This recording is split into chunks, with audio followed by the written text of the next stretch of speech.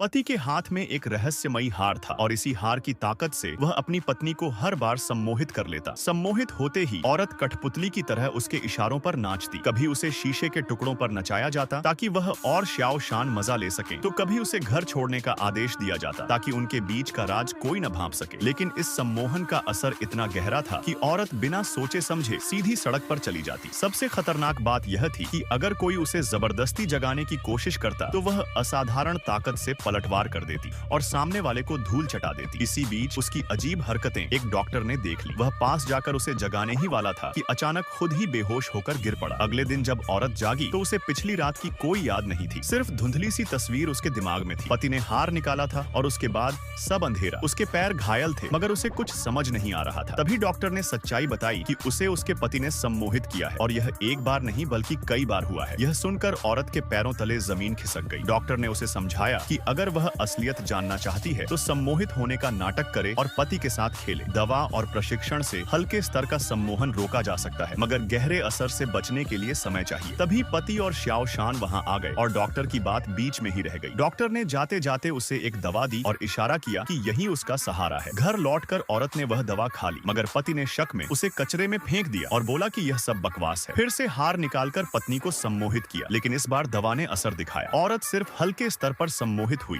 और उसके अवचेतन में छुपी यादें लौट आईं। उसे पिछली रात का हर दृश्य साफ साफ याद आने लगा। पहले तो उसे लगा यह सपना है, लेकिन जब रात को पानी पीने उतरी तो पति और श्याओ शान की बातचीत ने सब साफ कर दिया। उनका असली मकसद 1 महीने के भीतर उसकी कंपनी की संपत्ति हथियाना था। औरत ने डॉक्टर से गुपचुप मुलाकात की और एक्यूपंक्चर से अपनी इच्छा शक्ति मजबूत की। धीरे धीरे वह सम्मोहन का विरोध करने लगी और अब उसके अंदर एक योजना पनप रही थी। पति रोज की तरह उसे सम्मोहित करता और आदेश देता, लेकिन अब वह केवल अभिनय करती। एक दिन श्याओ शान ने उसे कॉफी लाने का आदेश दिया। पत्नी ने मासूमियत से गर्मा गर्म कॉफी ला दी। श्याओ शान मजे लेते हुए बोली कि अब कंधे दबाओ। तभी पत्नी ने अभिनय रोक दिया और उसे धक्का दे मारा। पति चौंक गया मगर पत्नी ने मासूम चेहरा बनाए रखा। पति को शक हुआ कि शायद कोई कीवर्ड ट्रिगर हो गया, इसलिए उसने एक और आदेश दिया, खुद को चोट पहुंचाने का। मगर पास में मौजूद लोगों की वजह से वह योजना अधूरी रह गई। श्याओ शान गुस्से से पत्नी को लेकर शॉपिंग पर निकल गई। पत्नी जानती थी कि खर्च उसके पति के खाते से जाएगा, फिर भी उसने कुछ नहीं रोका और हुआ भी वैसा ही। घर लौटकर पति बुरी तरह भड़क उठा। अब घर में दरार पड़नी शुरू हो गई थी। खाने की मेज पर श्याओ शान ने पत्नी से पालक का सूप बनवाया, जबकि उसे मालूम था कि पति को पालक से एलर्जी है। पत्नी ने जानबूझकर कुछ नहीं बताया और पति एक घूंट लेते ही तड़प उठा। अब पति को यकीन हो गया कि पत्नी के अंदर कुछ गड़बड़ है, मगर पत्नी हर बार अपने अभिनय से बच निकलती। धीरे धीरे पति और श्याओ शान के बीच झगड़े बढ़ने लगे और यही औरत का असली मकसद था। उसने खेल शुरू कर दिया था। पति और श्याओ शान एक दूसरे में डूबे थे और तभी बिजली चली गई। उस पल कहानी ने करवट बदली।